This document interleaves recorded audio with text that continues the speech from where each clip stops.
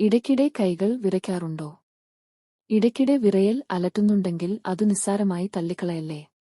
ചിലപ്പോൾ ഏതെങ്കിലും ഗുരുതര രോഗങ്ങളുടെ മുന്നോടിയായി ശരീരം തരുന്ന ചില സൂചനകളായിരിക്കുമത്. പ്രായമായവരിൽ മാത്രമല്ല, ചെറുപ്പക്കാർക്കും ഇന്ന് പൊതുവെ കാണുന്ന ഒന്നാണ് വിറയൽ. കൈകൾക്ക് തുടർച്ചയായി വരുന്ന വിറയൽ നിങ്ങളുടെ ദൈനംദിന ജീവിതത്തെ ബാധിക്കുന്നുണ്ടോ? മസ്തിഷ്കത്തിലെ പ്രധാന ഭാഗങ്ങൾക്ക് വരുന്ന നാഡീവ്യവസ്ഥയ്ക്ക് വരുന്ന ചില അപചയത്തെ തുടർന്നാണ് ഇങ്ങനെ സംഭവിക്കുന്നത്. ഇത്തരത്തിൽ കൈ വിറയൽ വരുന്നതിന് പിന്നിൽ കണ്ടേക്കാവുന്ന കാരണങ്ങൾ എന്തൊക്കെയാണെന്ന് നോക്കാം. ഇന്ന് ധാരാളം പേരിൽ കാണപ്പെടുന്ന മാനസികാരോഗ്യ പ്രശ്നമായ ഉത്കണ്ഠയുടെ ഭാഗമായി കൈവിറയൽ ഉണ്ടാകാമെന്ന് വിദഗ്ധർ വിശദീകരിക്കുന്നു. ഉത്കണ്ഠയുള്ളവരിൽ ഇതിന്റെ ഭാഗമായി ബിപി കൂടാം. അതുപോലെ തന്നെ ശരീരത്തിൽ അഡ്രിനാലിൻ ഉത്പാദനവും കൂടാം. ഇതോടെ നെഞ്ചിടിപ്പ് കൂടുകയും പേശികളിൽ വിറയൽ ബാധിക്കുകയും ചെയ്യുന്നു.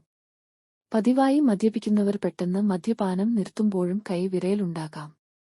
ഇതെന്തുകൊണ്ടാണെന്ന് വച്ചാൽ എപ്പോഴും മദ്യപിക്കുന്നവരിൽ തലച്ചോറിന്റെ പ്രവർത്തനം കുറയുമ്പോൾ ഇത് ബാലൻസ് ചെയ്യുന്നതിന്റെ ഭാഗമായി തലച്ചോർ നാഡീവ്യവസ്ഥയെ അല്പം കൂടി സജീവമാക്കുന്നതാണ്.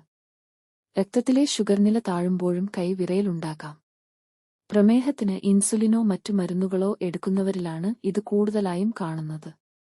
തളർച്ച, വിശപ്പ്, അമിതമായ വിയക്കൽ എന്നിങ്ങനെയുള്ള പ്രശ്നവും ഇതോടൊപ്പം തന്നെ കാണാം.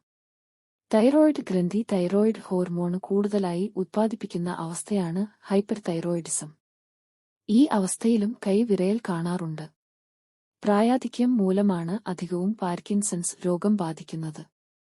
നാഡീവ്യവസ്ഥയെ ബാധിക്കുന്ന രോഗം ചലനത്തെയും കാര്യമായി പ്രശ്നത്തിലാക്കുന്നുണ്ട്.